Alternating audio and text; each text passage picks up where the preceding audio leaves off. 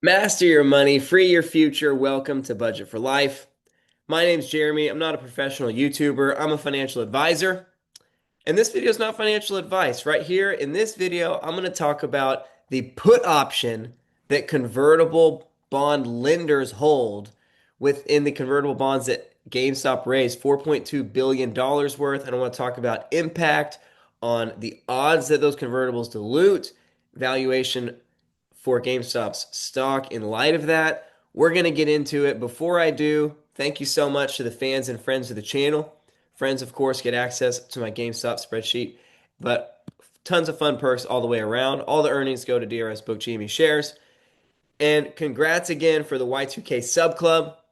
There is no room left in the Y2K Sub Club, but appreciate all the activity, the comments, the likes, the shares, the subscribers, all the above. We're now on a march to 2525, aka the Halo Wars Sub Club. Thank you to Sparky. Okay, if you want to go back into this video, which one is this one? Why GameStop won't have to pay back its debt. Sparky and I went back and forth with each other 19 times with this phrase he kept saying that was confusing me, saying these bonds have a put. They have a put. And in this video, I talked about how basically there's a 99% chance that GameStop's convertibles will dilute, will convert, unless GameStop doesn't want them to. But in terms of will GameStop be able to dilute them, will they be able to write off that debt and dilute the float accordingly? I would say yes, we have a very, very, very high clarity they will be able to do that. Sparky came in and said, but you're missing that the lenders have a put. And this is what he means. So for the 1.5 billion and then for the 2.7 billion convertibles, the lenders have the ability to get cash back early, December 2028 and April 2028, respectively. I said that in reverse order, but you can read the filings. So, one thing I said here that's wrong that I really appreciate Sparky correcting is that convertible buyers do not want their money back. They are incentivized for conversion. And the that's true for okay, any bond funds that own the convertibles, that still remains true. And this clause about getting cash back is just there for protection. It's also true for any short sellers that bought these convertibles looking for more shares to be able to cover their short sales. They also are very much incentivized for conversion. And again, this clause about, hey, you can get your cash back out early is a moot point. However, the third and potentially, depending on how you feel about legacy shorts and how underwater are they still, traditionally, the largest pool of funds for convertible bonds are ARB funds, derivative funds. And are they incentivized for the 5 year and 7 year term call options that these convertibles basically hold? Yes, I still think that's the highest of the incentives, the most likely scenario that they make the most money. And even if GameStop is relatively flat, trading sideways over this next 5 and 7 year period of time, if it remains choppy, then these ARB funds are going to make money on that volatility.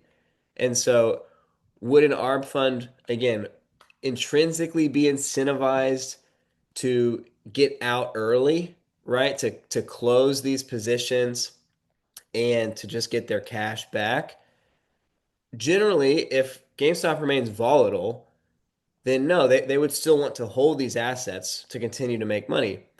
Secondly, if GameStop is still on a trajectory of outperformance where their stock price will be well above the conversion price in those 5 and 7 year terms, then again, no, they wouldn't be incentivized to close these convertibles and get their cash back early. But you could suggest that what if these derivative funds and ARM funds came in heavy bearish on GameStop's stock?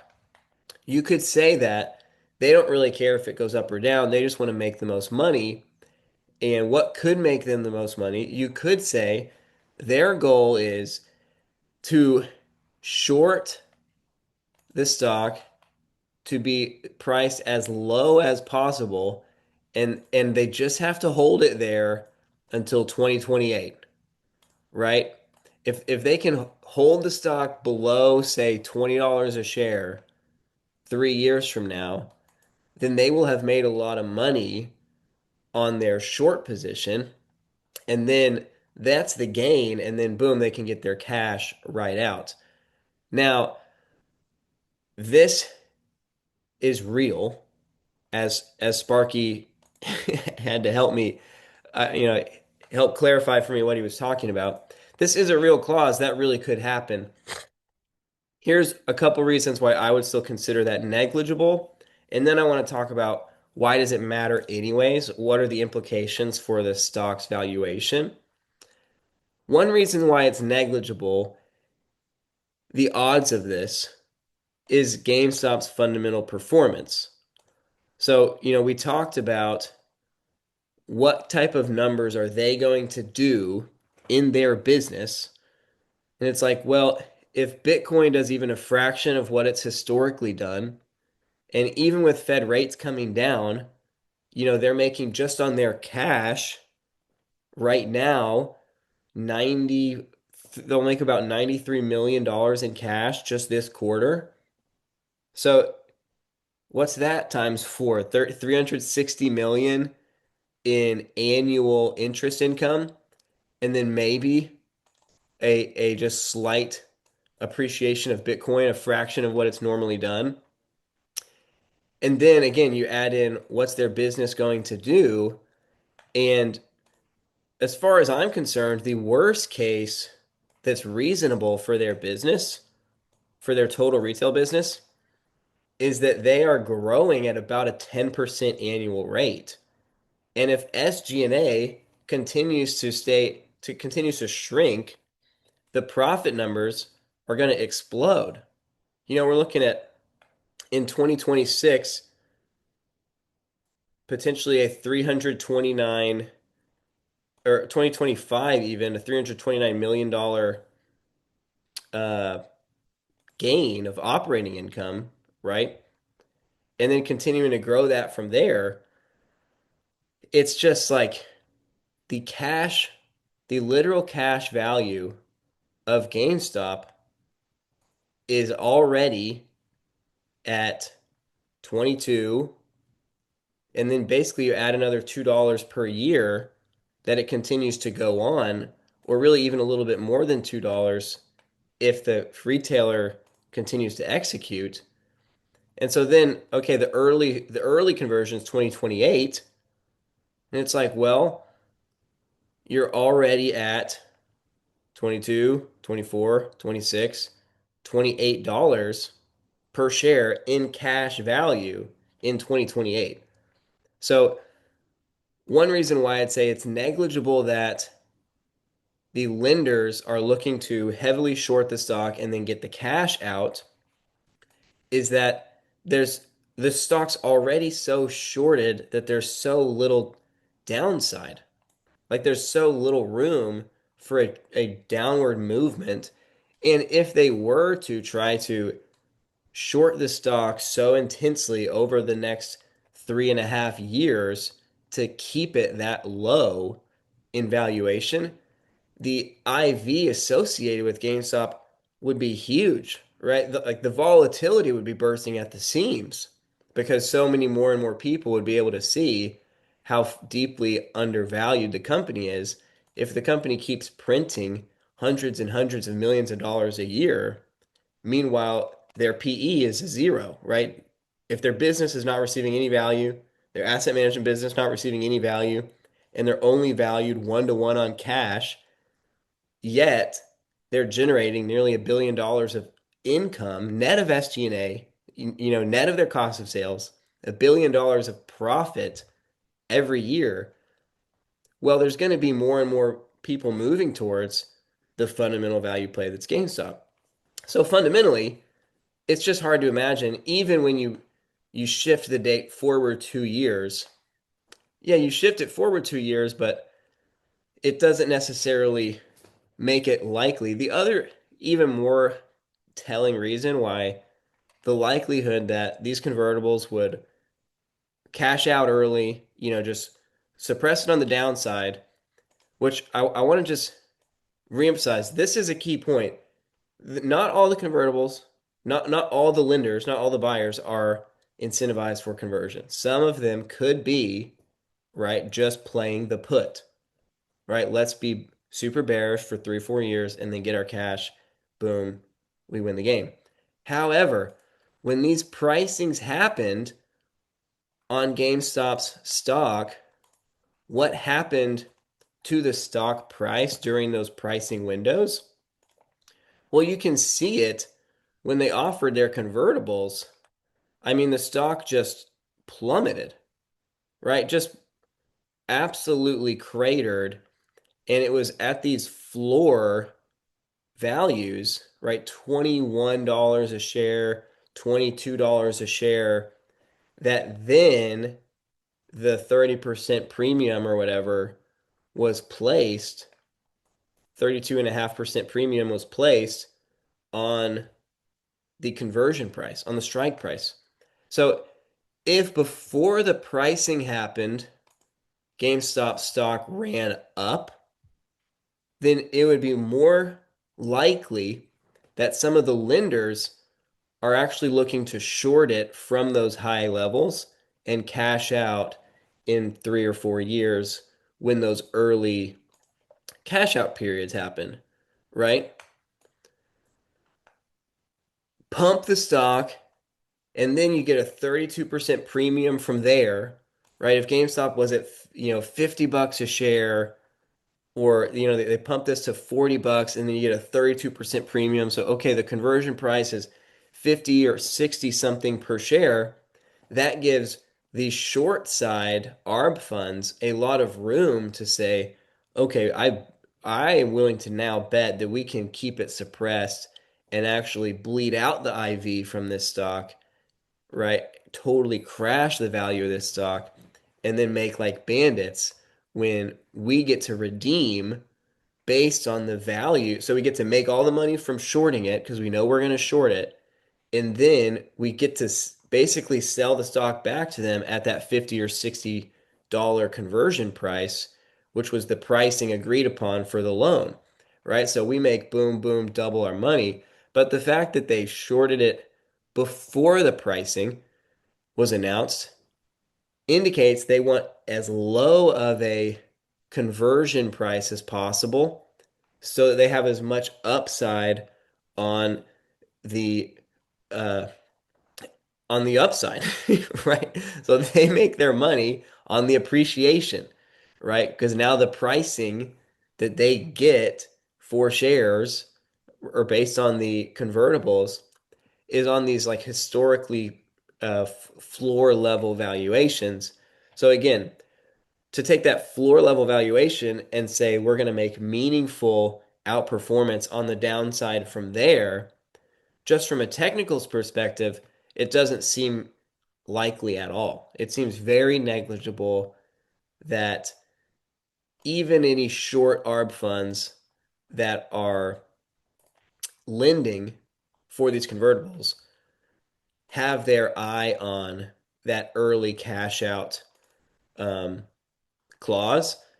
If anything, that early cash out clause is there for the bond funds potentially lending towards these convertibles that want to protect themselves in case it's not looking so great. So basically, they can say, if I'm going to get stuck with a 0% interest, at least I only have to wait 3 years instead of 5 years, or I only have to wait 3 years instead of 7 years, right? So at least I get an early out if it's not looking good. But for the ARB funds, Again, fundamentally, for GameStop to be that low basically means they're going to have to be trading below cash. If that happened, the volatility on the stock would be so high, and then they would be interested in it because they make money on the volatility. And then what the pricing window did in terms of how these convertibles were priced indicate whether the lenders are more interested in the upside or the downside as far as profiting on the stock. Let me know in the comments if anyone has any questions on that, if anyone read through these dialogues with me and Sparky. I wanted to finish that conversation, and there's a little bit more to it because why does it really matter, anyways? Well, I talked about how these conversions are going to convert because of the floor case, right? The valuation for the asset management business.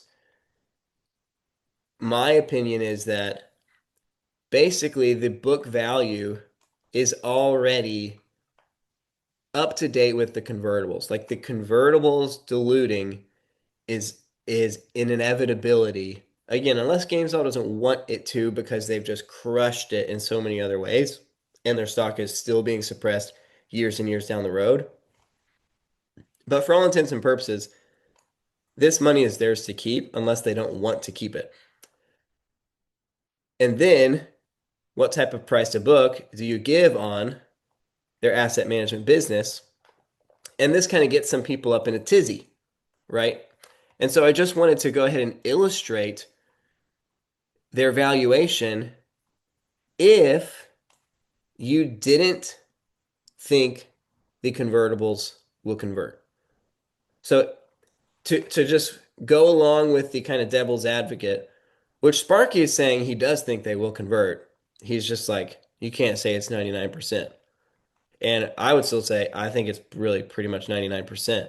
For these specific convertibles on these specific terms, with where GameStop's at specifically in this time frame, I'm not saying convertibles on the whole convert at 99%. I'm just saying with these specific set of circumstances, I can't see a reasonable scenario at all where they wouldn't be able to convert. But I went ahead and updated the floor case for the asset management business, assuming no conversion, right? Assuming GameStop has to pay back the whole 4.2 billion. And so you take that 4.2 out of their asset management book value. So right now they have 9.2 in cash and securities. I'm netting out about $800 million of that book value that belongs to, or it's 9.4 book value. I'm netting out about 800 that belongs to the retail business. Then you end up with 8.6 that belongs to the asset management business. And then down here in this valuation, I am taking out that 4.2. And even still, you end up with a $36 per share floor price for GameStop. And if you want to say that GameStop's going to pay back the money, then you also say, well, there's no dilution happening, right? And then if you want to talk about the fair case where the warrants and the convertibles do dilute, and then you take the valuation from there, well, okay, you could say there's $161 per share new target price in the fair case, but if you wanted to fully dilute it right away, you could say, well, that's basically $111 diluted in light of all the shares that the warrants and convertibles will create. Do you price in that full dilution right now? I wouldn't. I'll save that for a future video. But at least some of that dilution, definitely you should price in. And I'll talk about how to think about that soon. But, some trolls in the comments are saying, are kind of like maybe acting like me saying that the convertibles have a 99% chance of converting is somehow me being hyper bullish. And what I wanted to settle this conversation back to is even if they don't convert, like the hope for GameStop as a asset management business, the hope for GameStop as a retail business is not this like fingers crossed that these convertibles dilute. Like the convertibles diluting is a moot point. Ultimately, the the floor case for GameStop is still, if you're looking at basically 2026 revenue, is still a $5.5 billion revenue company next year that still has 20% profit margins, that's still making $350 million a year, that still deserves at least a 26 PE, right? That's still growing at least a 10% clip from these levels, which is, by the way, a huge slowdown from what they're currently doing. Huge slowdown in growth, right? Huge slowdown in margins. And still the retail business would be worth 8.7. And then you get the asset management business, which is worth at least cash, of course. But then when you think about it being a record size SPAC, record size DRS numbers, amazing track record, Cohen's name, hot, growing institution percentage, stable retail business, like you have to make a case why you wouldn't value the asset management business at all, right? Which any other SPAC would receive some type of value. But even if you thought 1.7 was somehow too aggressive, which you can watch my older videos, if you thought 1.2 was more appropriate, guess what? You're still at $31 a share of worst case scenario. What is GameStop worth to you, right? And everyone can value it exactly however they want to, but mainly I just wanted to share that whether the convertibles convert or not is not the linchpin for the case of, hey, GameStop seems to be undervalued, trading at $22 a share.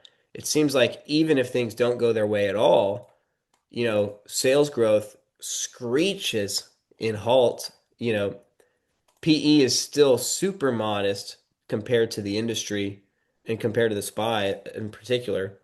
Margins on power packs are super weak, and the legacy margins don't improve at all, right? You still end up with, man, this company seems to be undervalued. So let me know if y'all learned anything in this video. If you didn't, then let me know that too, because I want to get better for you guys. All right. That's all I got for y'all today. I will see you in the next one.